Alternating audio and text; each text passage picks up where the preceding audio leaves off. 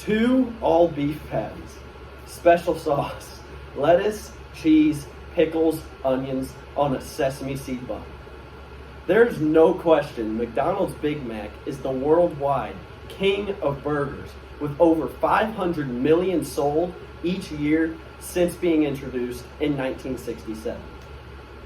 Back then, McDonald's may not have known how the Big Mac would impact the fast food industry or its influence on American culture. For generations, the Big Mac has set the standard for what a burger should be. 50 years later, fast food rival Burger King introduced America to a meatless, plant-based burger called the Impossible Whopper, branding it as a healthy and environmentally conscious choice to burgers like the Big Mac. And the battle of the burgers begins. America's love affair with the burger began more than a century ago, and until the introduction of the Impossible Whopper, eating a burger meant eating beef. Burger King is not alone in adding plant-based options to its menu, as Chipotle, Kentucky Fried Chicken, Pizza Hut, and others have followed suit. The Big Mac has been the king of burgers for decades, but plant-based proteins are capturing market share in a big way. Does a plant-based burger have the power to dethrone the Big Mac? How much market share will plant-based proteins take from the traditional meat case? And most importantly, why are consumers making the switch to these products? We don't have all the answers today, but sales of plant-based proteins are growing, and here's why. Innovations are being made with these products every day. Years of research and billions of dollars in product development by food giants like Tyson and Unilever have improved the appearance, smell, and taste of these products.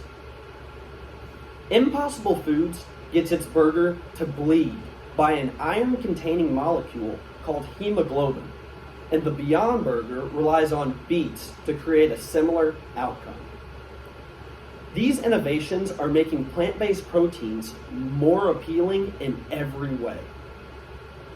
Another factor is consumers have more access to plant-based proteins than ever before.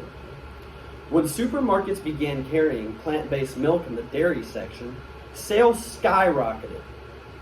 As stores begin to place plant-based proteins alongside traditional meats, we can expect similar results.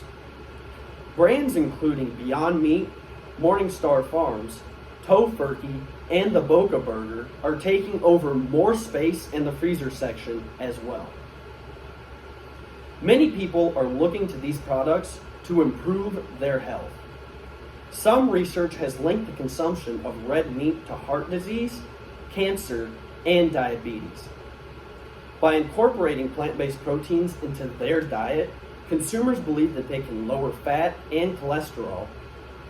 Market research has shown that the choice to switch to plant-based proteins cuts across age, geographic location, as well as income and education levels.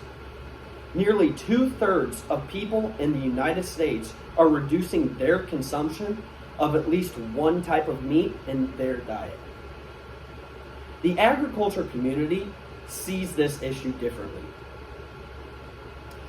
As it continues to evolve land management practices to improve soil health, maintain native grasses, and provide habitat for wildlife. According to the National Cattlemen's Beef Association, U.S. beef producers have reduced greenhouse gas emissions by 40% per pound of beef produced, making it the lowest in the world, all while feeding more families than ever.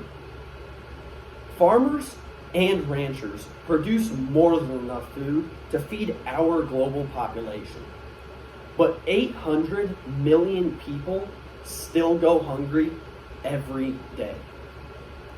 World hunger is a real problem, and plant-based proteins could be one of the solutions, but a lot of progress still has to be made, including improving the taste of the products and reducing overall costs at the consumer level.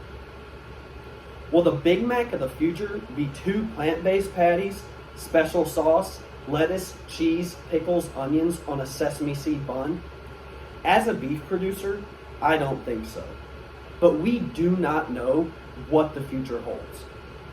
As agriculturalists, we have to put our traditional ways of thinking and emotions aside to see the opportunities that plant-based proteins could bring to the table for all of America's farmers. Because in the end, consumers will decide who wins the battle of the burger based on mainstream perceptions of food production, environmental impacts, and health concerns. We must keep our eye on the ball as this story unfolds and continue to educate the world about how farmers and ranchers are committed to sustainable food production in both the crop and livestock sectors. As caretakers of the land and animals God has given us, we must stay true to our agricultural roots while we work together to embrace a future that allows us to feed the world while we keep Mother Earth in balance.